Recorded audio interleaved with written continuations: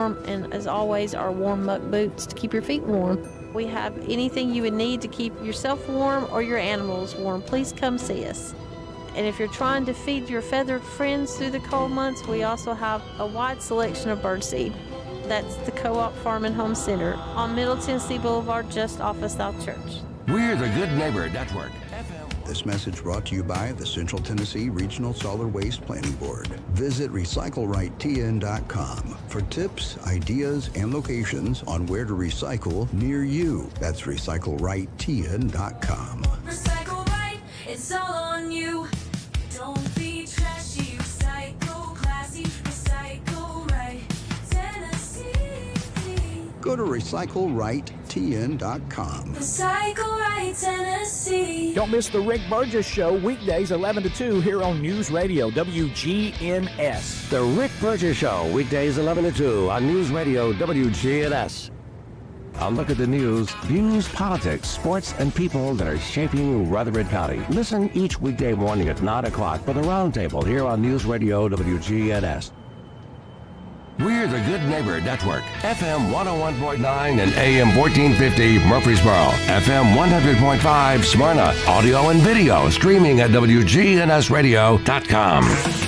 This is the Roundtable. A look at the news, views, politics, and people that are shaping Rutherford County. Good morning. This is Bill Krause on again, a little cold, but not what we've had the last few days morning.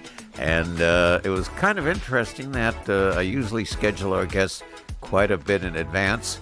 And it is rather coincidental that the American Red Cross is here today, being a major player in the assistance to people throughout the weather elements that we've had. So we're very pleased to have two good friends, not only of ours, but of WGNS, and two good friends of this community. John Mitchell, who's the executive director of the American Red Cross, and a gentleman that everybody knows, and truly a legend and truly a monument of the history of Murfreesboro, our wonderful Vice Mayor Bill Shallett. I've got to get it right. Yes. And Bill is wearing his Red Cross hat. How many hats do you have in the community? Well, if you begin to think of all the things you have done over the years of service. It's been it's been really a joy to get to know so many people and so many fine people in our community that have a heart for service. Exactly. Well, John, let's immediately get to the point. The role of the Red Cross since, I guess I could say, last Friday night was the kickoff. Yeah, and so while our entire state, region, other states were impacted by this cold weather that came with freezing rain, some snow, but that freezing rain and ice is what really was the issue. Our 16 counties for the heart of Tennessee wasn't impacted as greatly as, Nashville, Williamson County, Sure. McNairy County, Tennessee, which ended up causing up to 14 different shelters being opened as of yesterday to give people an opportunity to, when people are displaced, that's Yes. when the Red Cross steps in. There's ongoing great organizations to do coldest nights and all. But, it got us in the arena of opening up shelters, getting people a warm place to stay. So up to that point, we hadn't really had to open a shelter, but, Tuesday afternoon got a call. The in-town suites had a water main sprinkler system break up on the upper floor. It came down, and Chris Clark, the local emergency management director, was acting, very fast and efficient and said, I've got to find these places home. And through the relationship between him and us and the Salvation Army, Which is your old stomping yeah, I used to work place. there, so Exactly. I knew a lot of the right people. But it's just a great example of when we say the Red Cross is a government instrumentality, that means the government, the local, professionals, we're going to follow their lead. And when they say they have a need, then we're going to fill it. And then we're going to work with community partners like the Salvation Army. And we stood up a shelter. I'm still claiming less than maybe right at about an hour, which is pretty quick to do that. We ended up with somewhere close to 50 people at the highest point. And then, just as quick as it came in, I'll give Chris Clark credit again. He came in yesterday afternoon and said he was going over to talk to, the management there, and was keeping abreast of the situation. And by 11 o'clock last night, I got a call, and everybody was welcome to go back to their regular place. And our shelter, the operation is officially closed now. But Putting on your city hat, Vice Mayor Shallot, what's the latest reports you've received overall on Murfreesboro? Well, it's just remarkable to see how quickly our staff and streets people have responded to this. A lot of it is in the preparation. We had a little time to prepare, and preparation was done. And so I think, particularly the major roads are doing real well. We've still got some issues on some side streets and stuff that we're working on, but Middle Tennessee Electric has done a remarkable Yes, they job. have. I think Yeah. I was looking on the television this morning. There were only 11 people that they still had issues with. Wow. And when you think of the amount of area that Middle Tennessee Electric has to cover, it's remarkable that they're able to. But the thing is, folks in Murfreesboro just respond, and Rutherford County respond to emergencies and to the needs of their neighbors. And it's just a reminder of what a special community we live in.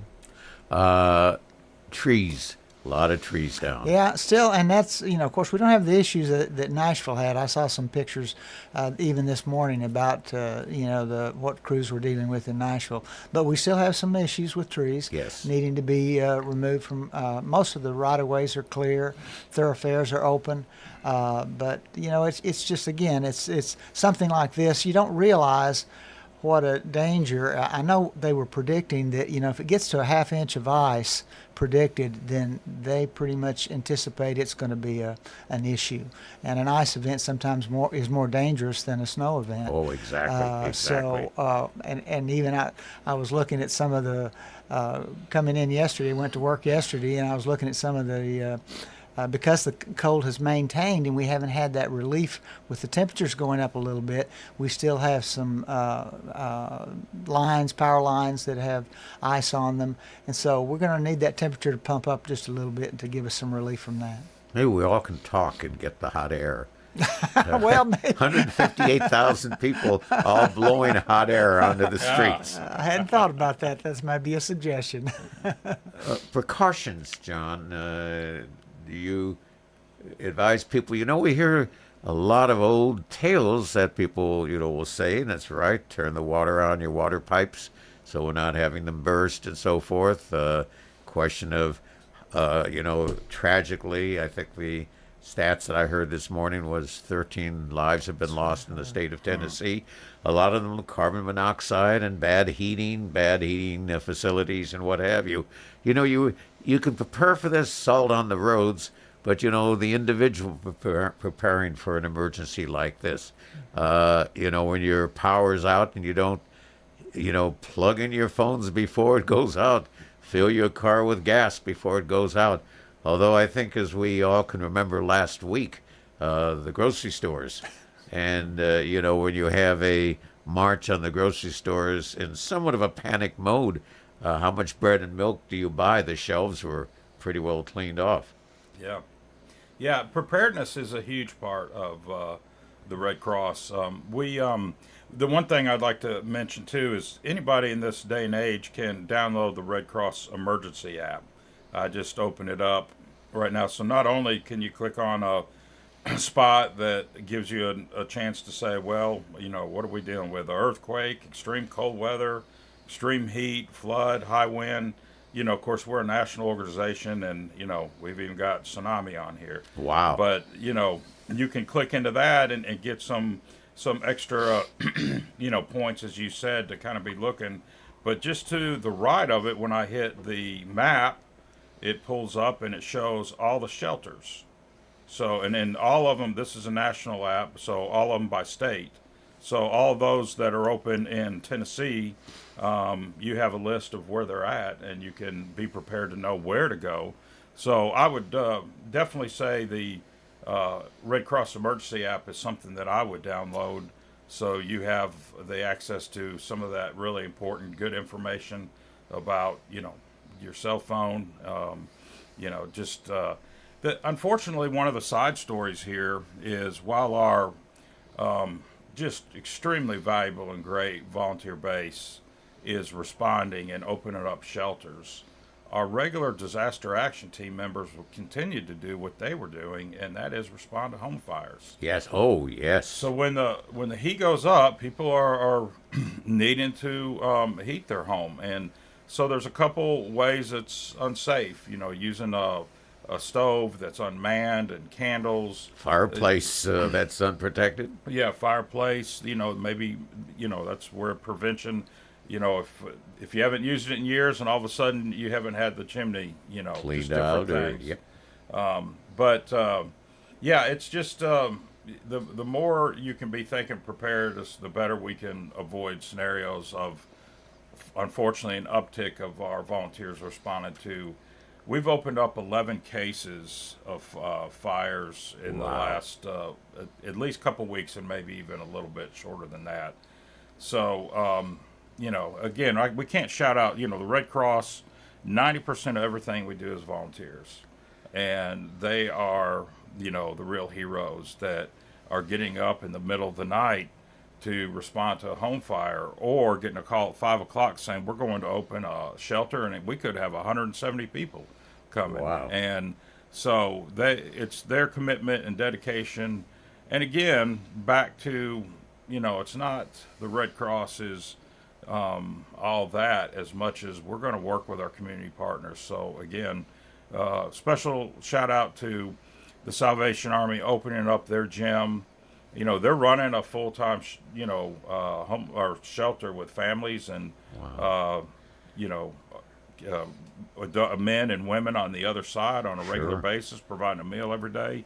So, but I will say this, Sergeant Keith, who I've got to know real well, he had an opportunity to get 50 people in there to let them know that the Salvation Army not only has that shelter there, but they're a corps. They have a church. And so he was able to put on his other hat and say, you're right across the street. We got a church home. How difficult was it to get food and coffee supplies? Did you have enough notice that your source to buy was available?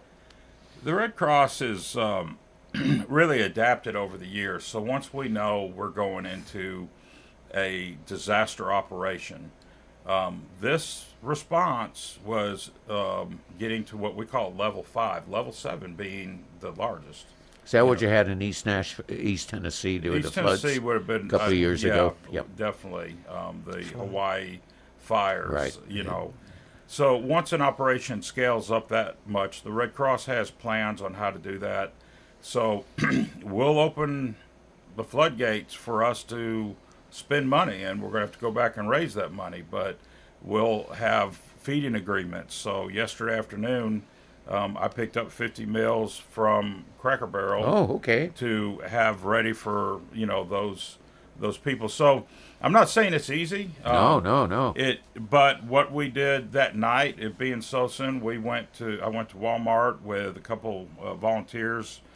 2 of them were my boys, Carson and Raleigh, that they were voluntold to come help. I love that. We did some shopping, made sure we had some basic snacks and coffee and things for people once they came in, and then the rest of what we call operation helps us. We'll have a headquarters in Nashville that we call them and say, hey, we need a food delivery, we need more cots, and it all comes together. Before I find out how Bill, our vice mayor, wears his hat in Red Cross, talk about a moment how important it is for people to be checking on a regular basis senior citizens who may be living alone. Yes, that's a good point. I know I became mindful of that, and I called a couple people myself. But, hey, if, you can only imagine the fear you have. Me and my wife, we went out and bought a generator. We hadn't bought one before just in case. And so we have I heard that needs. Costco in 30 minutes sold out on generators when this first began. Yeah. They had a whole supply sold out, I think, within 30 minutes. Yeah, yeah. So, good to be in the hardware business, or, right now. Sleds, shovels, generators. But that being said, there's so many people out there that they're forgotten. Exactly. And, all it takes is a phone call or an extra visit, just say, how you doing? And I appreciate you saying that, Bill. That's something that all of us as a community can wrap around those people that are most vulnerable, and that's what the Red Cross tries to really work towards. So tell me Bill's role wearing the Red Cross hat. Do you want me to talk? Oh, sure. Well, Bill, tell me. Well, I've got a confession. When you said Bill's wearing his Red Cross hat, I looked over to see if he was wearing a hat. I said, I didn't know he was wearing a hat. Absolutely. So I took it literally. But yeah, Bill's been with us a long time. He serves on our board and has just done a lot. But I'll let him, talk about what he's done. Well, my involvement with Red Cross started probably the late 70s. Wow. I got asked by Andy Womack was in the Civic Club with me, in the Optimist Club with me, and one night he said, I want you to take over my role at the Red Cross. And I said, what do you do? And he was a volunteer chairman. And a couple of things kind of interested me at that point. I had been working at my church. At that time, we didn't have a whole lot of, we had something downtown between the churches called Transient Aid Fund. Okay. That basically, when the churches were presented with someone that was homeless or transient, they would try to coordinate that through our Transient Aid Fund, the Ministers' Aid Fund.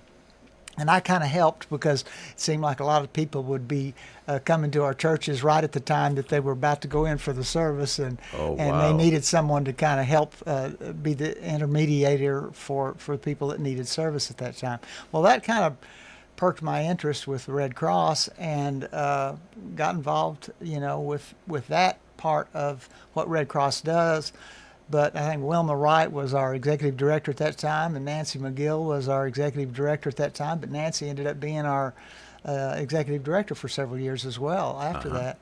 But so many wonderful people, like I say, that get together. And I found out that the role of Red Cross is not, probably the real labor of Red Cross is not just when something happens.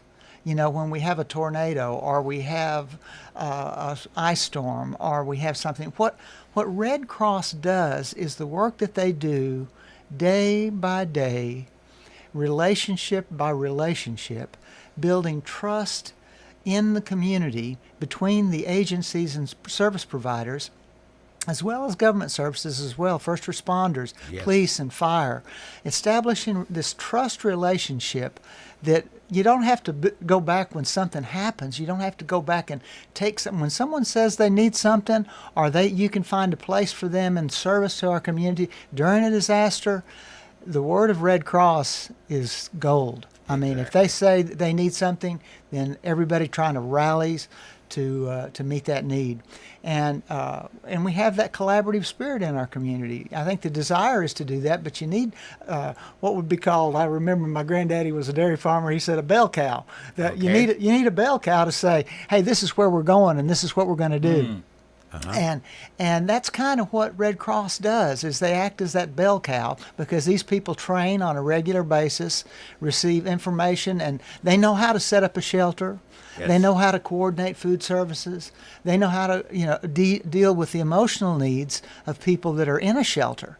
I remember back when Katrina, and we set one up over at MTSU, the people that flew in here from Katrina, there were a lot of emotional and psychological issues that they were dealing with. All ages and all backgrounds. Having to leave their homes and not knowing whether they're ever going to get back to New Orleans. So there was those kind of services that are needed in a time of emergency like that. Red Cross can provide those and does provide those, and they think ahead. I think that's it. Preparedness is the one thing that I think they do on a daily basis, that Red Cross is trying to do on a daily basis. And that kind of is in the background because we don't necessarily see that. on a daily basis. But your part and all the community coming together to help raise funds that support the mission and work of Red Cross is extremely important. And and it's a beautiful background you just gave, Bill. But even beyond that, we're talking emergency response, but the many, many other functions. Of course, I think of blood drives and how important blood drives are, and how important. And we always seem to have a shortage or a limited amount of blood available to people, either through the hospitals or medical treatment. So blood is just, so important. It is, and I'm glad you mentioned that, because you can imagine we come out of December being a very busy time. January's, blood donation month focus for a lot of reasons. One is trying to recapture some, lost activity with the busy season. So here we are in the middle of that, and then this weather impacts, and what does that do? That cancels blood drives. Exactly. So you're right. We are constantly saying the need is great, but if we were writing it on paper, the word great might have a 12 font bold, and right now it's probably 2436 font, bold faced and highlighted, saying the need is great right now. So thank you for mentioning that. Our blood donation center did reopen today. Okay. And so talk about it. Where is it? How do people get there? What do people do? Yeah, so 501 Memorial Boulevard is our location. The best thing that anybody can do to look for a blood drive is go to redcrossblood.org. I'll say it again, redcrossblood.org. Once you go to that site, all you have to do is put in your zip code. And this is the key. It won't just mention our fixed site on Memorial Boulevard. It'll mention where these other blood drives are happening in community churches, schools, and that's really the best place to go. If you haven't planned to do a blood drive, they're the ones that are going to have openings. Our fixed site stays pretty full, and people are coming on a reoccurring basis. So, again, what you can do after you get in that app, you can, look and find, okay, well, maybe I want to go to the fixed site in a week when there's an opening. And you can schedule that appointment.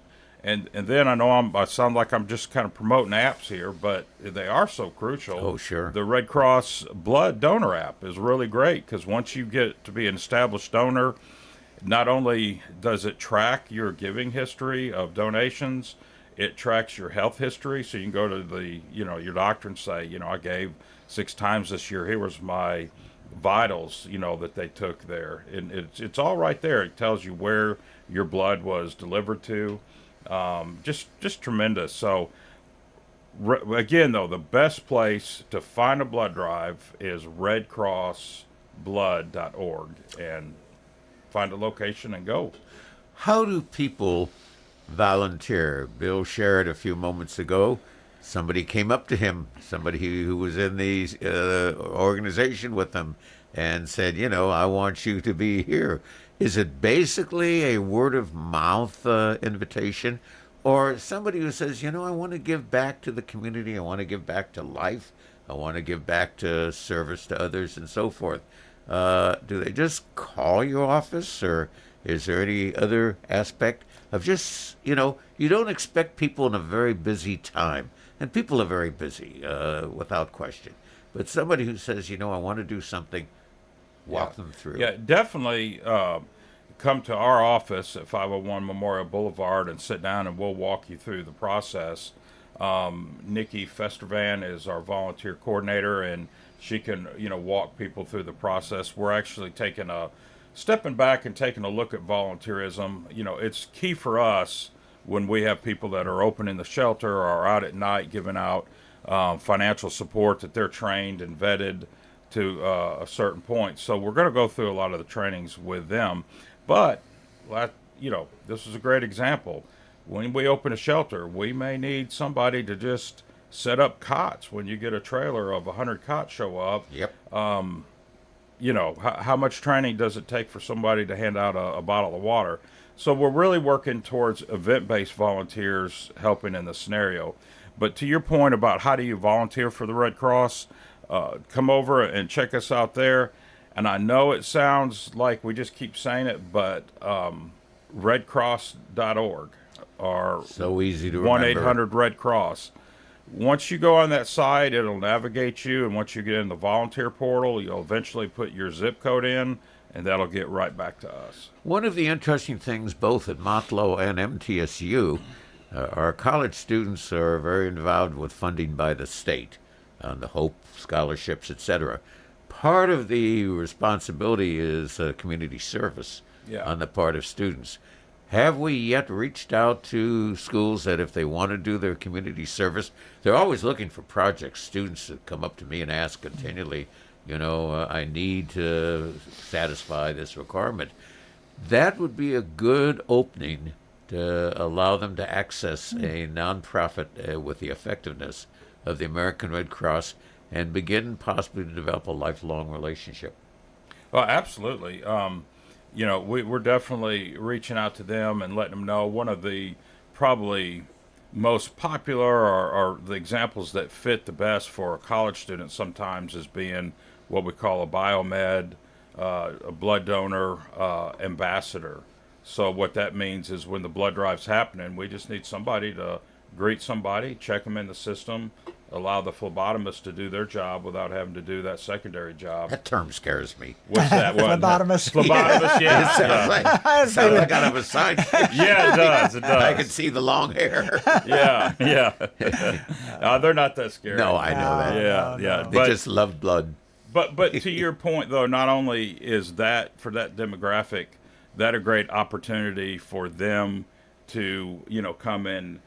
Kind of, they may not have as much time. They may have 5 hours a week, so they may just pick a 5-hour shift and come and do that and then concentrate on their others. But I'll say to the younger generation, the phlebotomy, or phlebotomists that we just mentioned, the people that are drawing the blood, that is a great opportunity for somebody to fast track into a good paying job. Yep. And we at the Red Cross, if you go through, the right panels or outreach opportunities, I'll have to dig some more information, but we'll train you for free.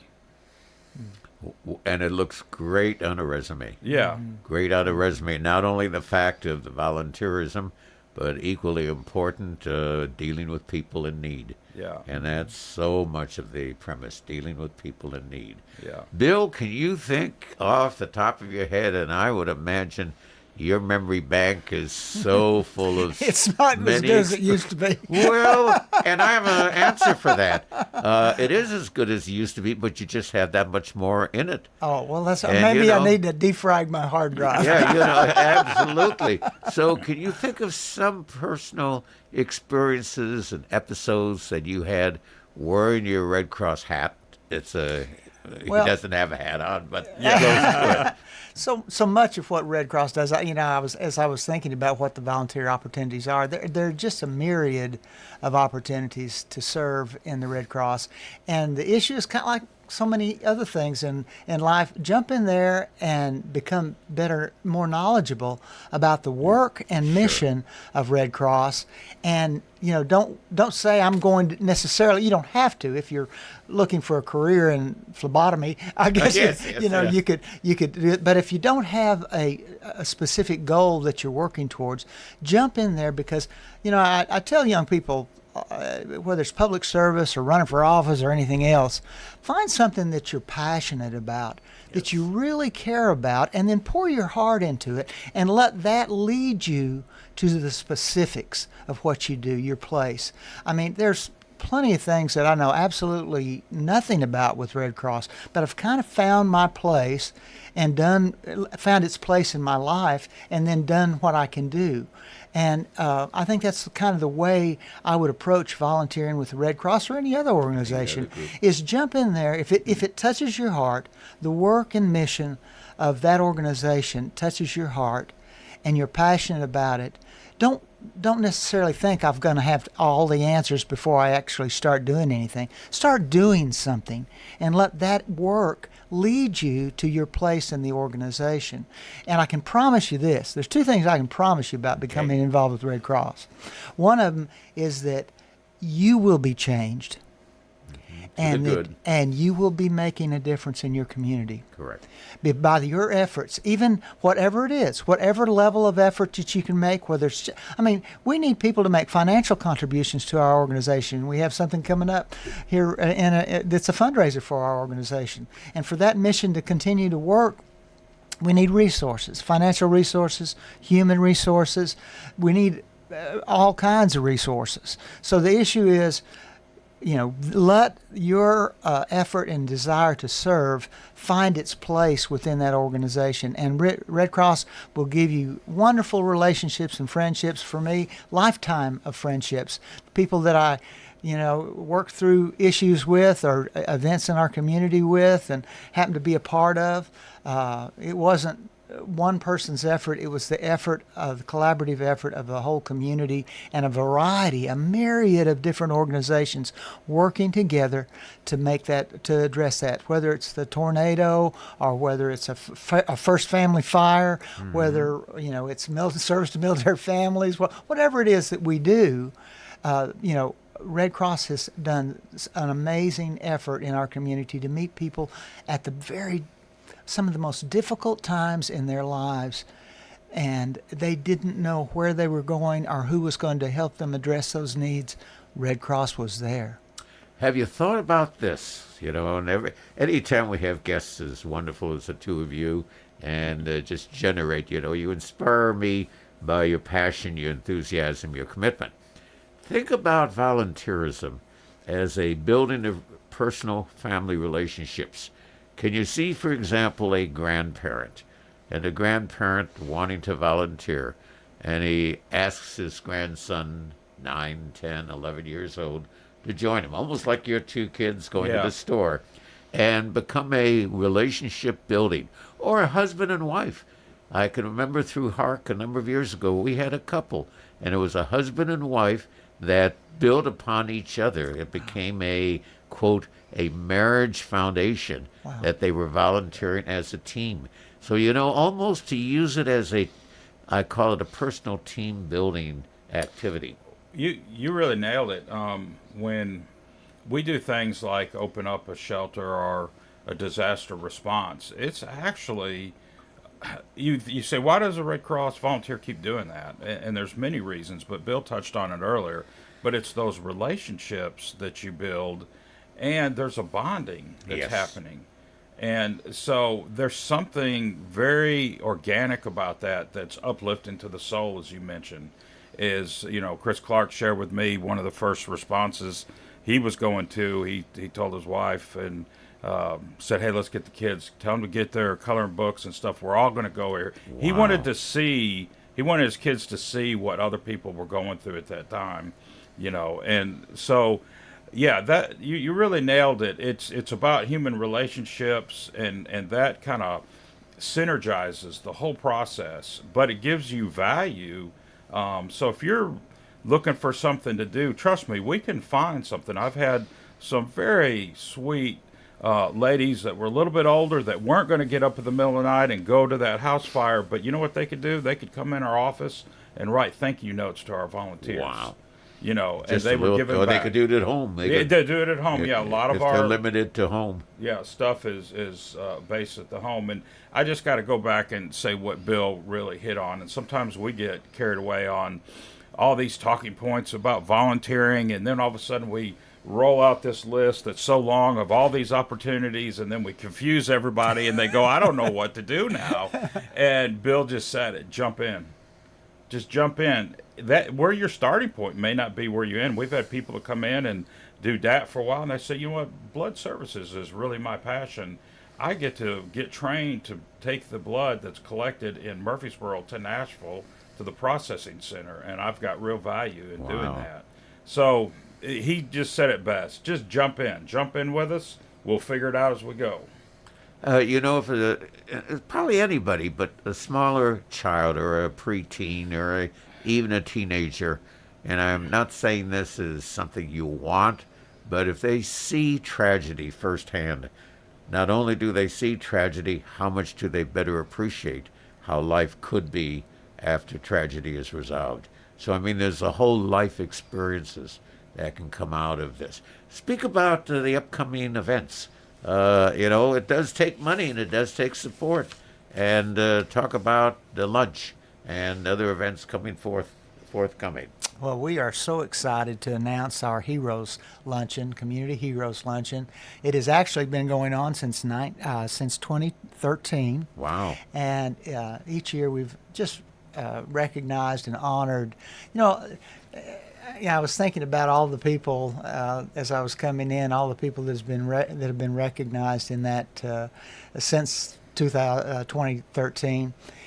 And I don't think any of them would say, I want to be recognized. Yes. They've got such heart of servants, people that have just been remarkable in our community, that have made such a difference in our community. But the thing about, I think, honoring somebody is not just what it does to recognize an individual in their life's work, but you never know who's going to be inspired by that recognition to say, well, maybe my life at some point could make that much difference, and be inspired to commit, volunteer, step up to the table and find something they're passionate about and do it. So to make whatever difference in their sphere of influence, make a difference in the community. So I think it's exciting when we have this opportunity. And we have several events in our community that, I walk out of and thinking, wow, this is inspiring. And I have never walked out of a Heroes Luncheon and not felt like it was inspiring. Because date, time, and place reservation. It is. It's going to be at the MTSU, and it will be on March the 12th. Okay. And that's at 11:30. Is that right? 11:30. Yeah, 11:30 to 1. So what day is that? That's a Thursday. We'll double check that before we leave. A Thursday. Oh, it's WGNS Radio Roundtable Yeah, Day. well, and listen, more importantly, It's a Thursday. it's the week that the students are not at MTSU. Oh, so parking is not an issue. That's not going an to- issue. that's Parking is an issue normally. So of all the reasons you have to come to the Heroes Lunch, and we'll mention John Floyd, our hero, in a minute, but if anything, just to come with hassle-free parking at MTSU is enough to come, because you can literally park across the street and walk into that student center and enjoy a good time. But as I mentioned, John Floyd is our current hero. We did shoot a video with him that'll be shown, and he'll be there just to say a few words. He emulates kind of that conversation you were talking about. He said personally, I was involved on committees at a younger stage of my life and doing a lot and helping build many organizations. And he goes, right now I'm a check writer. But he knows that's his role. That's what He's counts. created he's created a foundation that when we have a disaster operation, he's responded and helped us. He's just a great example of, if you take your God-given talent and passion and create an organization that can give back, that's what John Floyd does at Old South Property. So we're proud to honor him. We're excited to say we want to thank our title sponsor, Nissan, who has done this for 3 years. We've got two presenting sponsors. That's Old South. It continues to give, and Ascend Federal Credit Union is our other presenting sponsor at the 10,000 level. Nissan gives it 20, and then we've got 5 corporate sponsors, whether it's Pinnacle, Murfreesboro Medical Center, St. Thomas Ascension, Middle Tennessee Electric. I know I'm missing one, so I'm going to Smyrna Ready Mix. Smyrna Ready Mix. Oh, my okay, goodness, I okay. can't. Oh, my yes. goodness. Laura Smith, you can get me if you're listening to this for having to You say might guys be in last. concrete. Yeah. No, these are organizations that not only give and support an event like this, which helps us with operating funds to be prepared. A lot of times they'll respond on the back end during the middle of it and give it a little extra. So we can't thank them enough. We have other sponsors that might not have time to mention today. Sponsorships are still available, and if you're an organization that wants to have an impact that helps us do what we did in the last 48 hours, consider being a sponsor or get a table. A table is $10,000 or no, the table is I think a few people 10 just seats, fainted. Yeah. $1,000. Or if you go to our events page, you can get a ticket for $100. Or you may be attending, and we'll have an opportunity for everybody to give a pledge at the event. So we're right now we're closing in at right about 120,000 pledged. And our goal is to see if we can get that up. Is this your major fundraiser? This is it. Yeah, this is our baby. This is it. Yeah. And you have a close linkage with MTSU, correct? What we do, it goes all the way back to relationship for Ray Wiley, who was over the rec center for years when Gustav, I think it was Gustav came. It was Katrina, yeah. So they opened up a shelter right there in that rec center. And he became very involved with the Red Cross from that point on. So, yeah, our ties with blood drives are happening at MTSU, Dr. Gloria Bonner, Dr. Jim Calder. We've always had MTSU people on our board. Yeah. Wow, okay.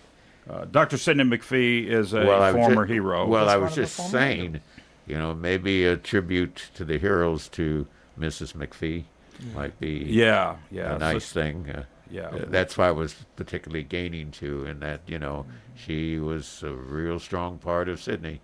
Yes, she was. Yeah, she's going to be missed. And you'll probably, if you come, you're going to see a lot of folks in the community that you know. So it's a great event. If I didn't have a class, I won't have a class because that's spring break. There you go. Okay, absolutely. Speaking of spring break, we're going to have a quick break from our program right now to be able to pay the bills.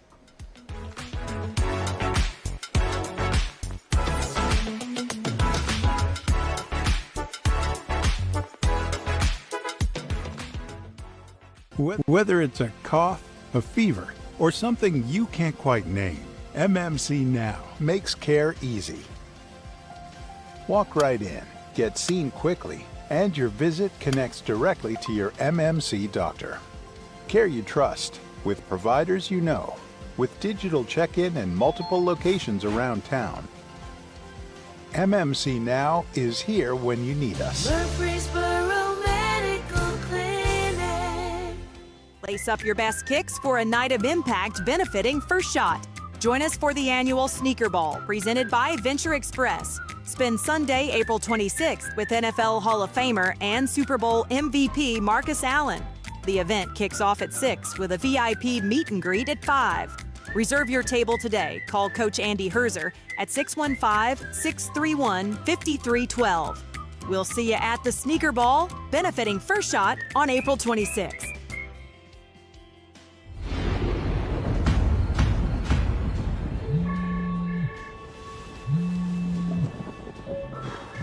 Well, yeah, I'll be right there.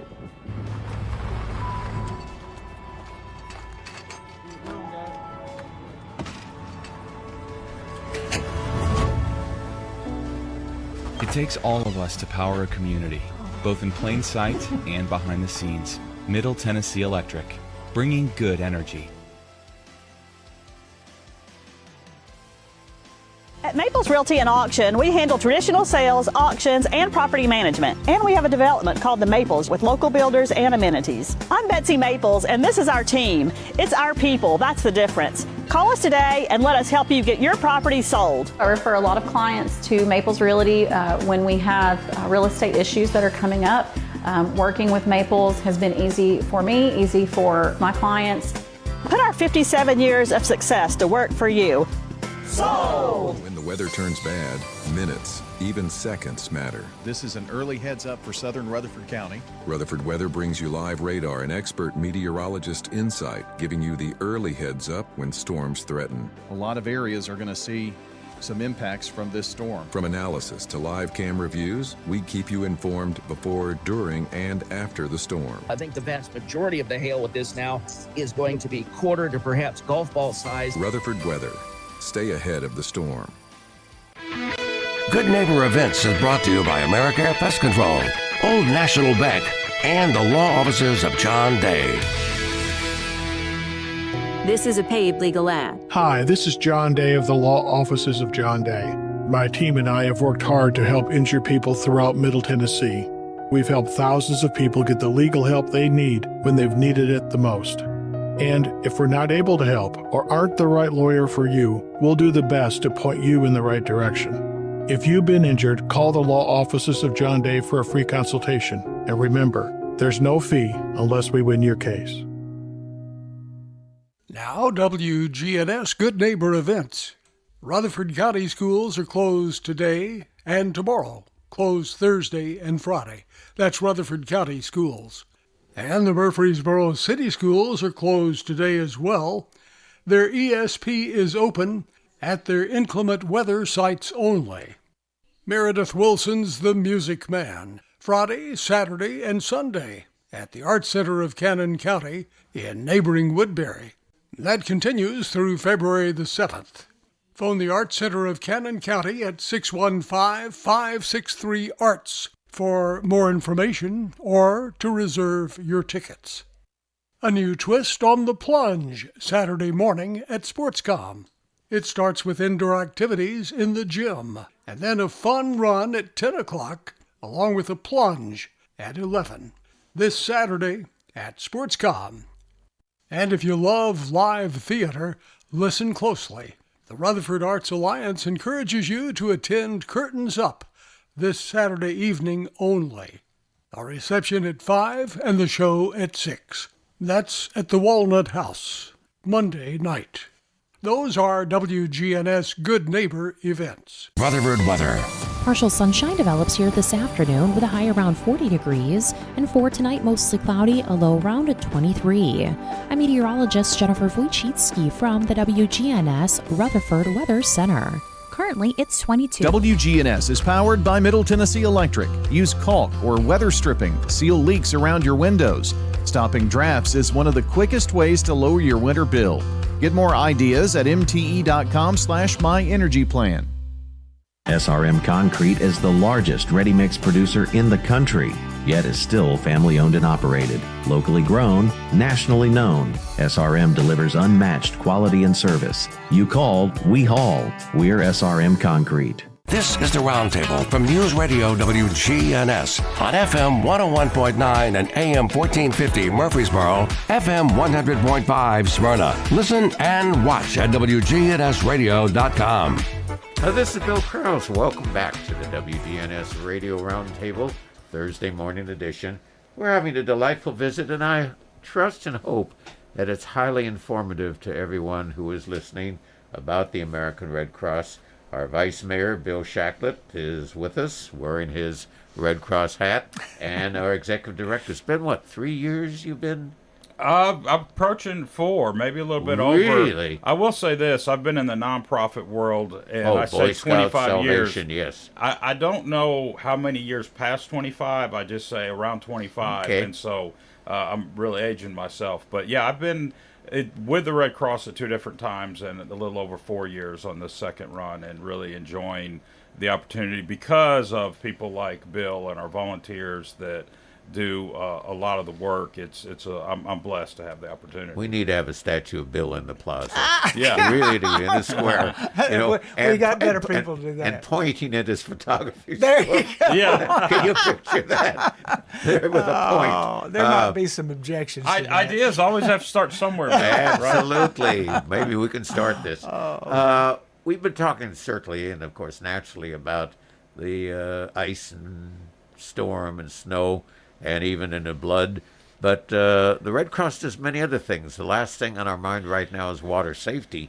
But as we get into the spring and summer, water safety is certainly a big function. Yeah, of the Red flooding Cross. can be an issue. I mean, when I responded to the floods in, East Tennessee and North Carolina, I think of one, her first name was Peggy, in a shelter over in East Tennessee.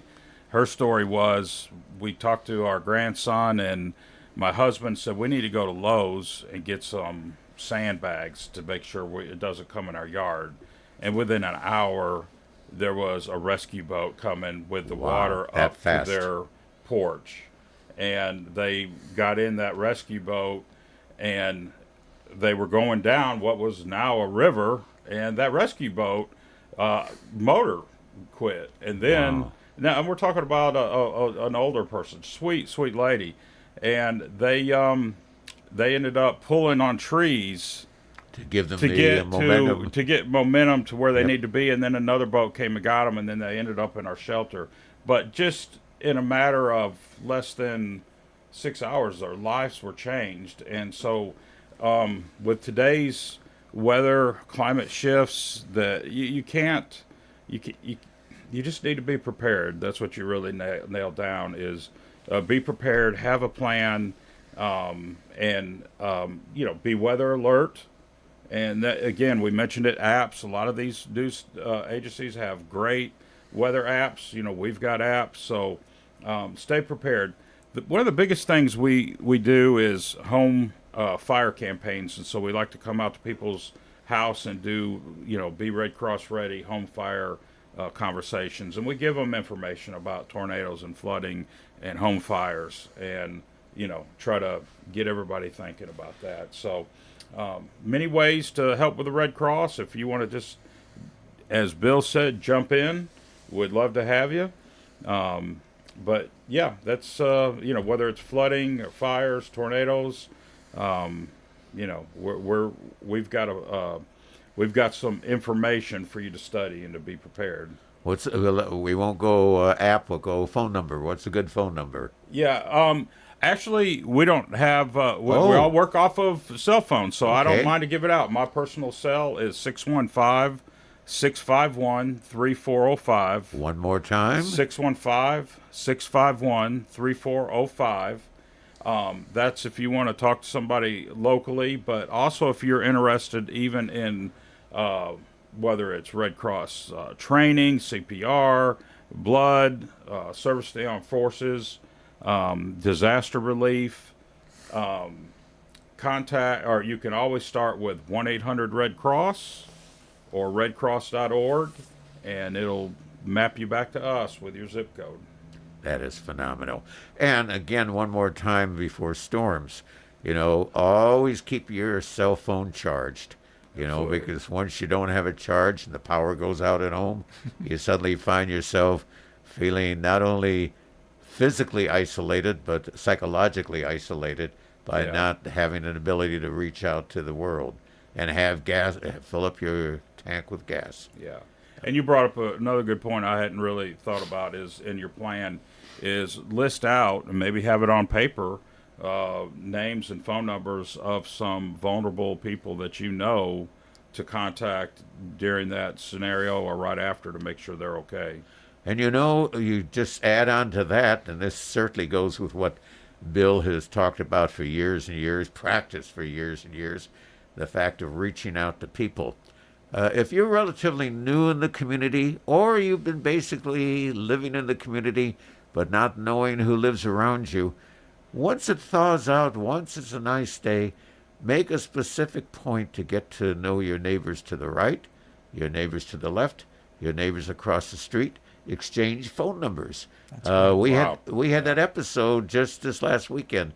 My wife is under continued care, and the caregiver could not come to the house from Murfreesboro and required a change of things. And the lady next door is a registered nurse. Went over there, and she was just as lovely and helpful to help the situation. Wonderful. So get to know your neighbors, not just because it's a nice thing to do and it kind of makes you feel that it's more than a house, it's a home. But the fact is, in times of emergency, you're there to help them as we're there to be helping you. Mm-hmm. It's all part of the volunteerism. Mm-hmm. John, when you've given over 25 years of your life as you have, whether it was the Scouts, Salvation Army, or the last 4+ years with Red Cross, when you go to bed at night and you wonder, what's this day been like? And you begin to grasp that, you are making a difference. You're making a difference not only in responding to people's emergency needs and emergency requests, but in terms of making their life a little safer. And I can commend both you, John, as being a professional, and certainly Bill. I could probably devote several hours of the round table just highlighting Bill Shacklett for being not only our vice. How long have you been on the city council? I served a term 2002 to 2006. Took 14 years off to finish raising my girls while they were still in the house, and then came back on in 2014. And so you're, wow, and you're not up for re-election this coming August. You get, Bill, I just something that reminded me as you were speaking, and it kind of so much, the profound truths in the world kind of boil down to some simple things, and I just remind people that there's a phrase that kind of sums up what you were talking about. More blessed to give than to receive. Exactly. And if you want a life that's enriched and fulfilled, and you feel connected to the people around you, and we were created to be connected to other people, then find a way to give. Find some way and outlet for that capacity for you to give. It will not only enrich the community, but it'll enrich your own life. If there were a way, John, and I don't even know how you would do it, but if there were a way you could snap a picture, a good picture, of somebody with their eyes are saying to you, thank you, my friend. Thank you for being there. Thank you for helping me. If a volunteer, and I've been in the nonprofit for many years beyond city government, and the city government, you still see the service to others very strongly, people in need. But when you see it and you see the eyes of somebody, and it's the eyes that tell you, what you're doing is more than just putting in time or building of hours or getting credit. It is truly impacting the lives of others. You have to see their eyes. That's true. I can imagine at one of your shelters and a volunteer is there. You may see the eyes of a senior or the eyes of a child. Yeah. And they're looking at you and saying, thank you and God bless you. Good point. Yeah, and that stays with you. And Bill said that well, is I believe we were created to serve, and that just builds yourself up. I think of a volunteer like Bill's long years of service to government and to many organizations, including the Red Cross, Gene Williams in Bedford County. He's done this for years. And when if you go to Gene, you say, I want to recognize, he starts going the other way. He says, I'm not doing it for that. I'm doing it because it feeds my soul. That's what I was put on this earth to do. And so when you said that, I kind of looked in Gene Williams' eyes, just saying that's what a volunteer looks like. And believe it or not, and I can say this without reservation, we have over 1 million elected officials in the United States. I don't know if people realize it, beginning from the national to the state to the local. And the overwhelming majority of the elected official, and combine that with the staff below the elected official, has that same commitment in life. We only hear about the bad guys or the bad news, the 1%, but we never hear about the people who are devoting their lives. I mean, if I were to ask Bill, how much time do you spend as a vice mayor, city council member, the volunteer time? And you know what is so neat, and I always tell this to people who have been in local government, and I think it would be a nonprofit. I can go back to California where I lived most of my life, and I can go back in communities where I had the opportunity and pleasure to serve. And I can see things that were done 20, 30, 40, 50 years ago, and I said, I had something to do with that, and it's still there. The park is still there. The recreation center is still there. The new police station is still there, and you can take a pride. Well, this has been, a wonderful opportunity, and I think a great chance to thank the men and women who are staff, the men and women who serve on boards, the men and women who are volunteers, to not only the American Red Cross, but every nonprofit and public organization within Rutherford County. We not only thank you for your service, we bless you for your service, and I think it is so superb. So, any final comment, Bill and John? I'm stuck on what he said. I'm challenging everybody, just jump in the big pool of the Red Cross, see what we can offer, and let's work together.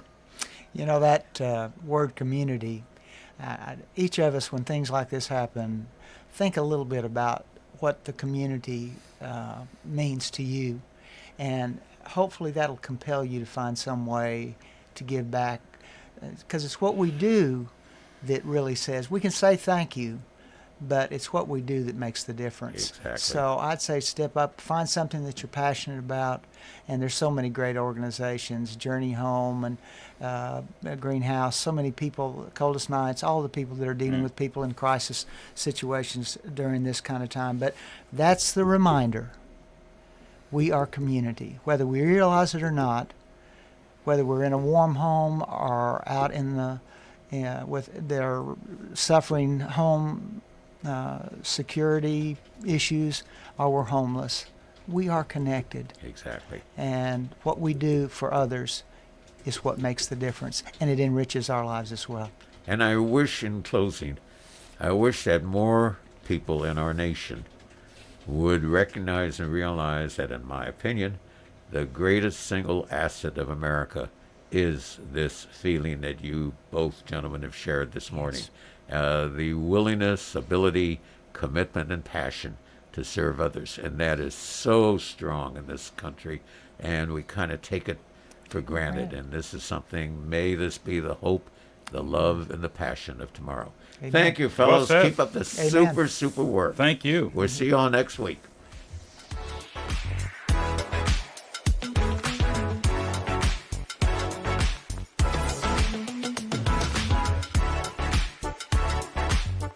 Subscribe to Big G TV, local content that matters to Rutherford County.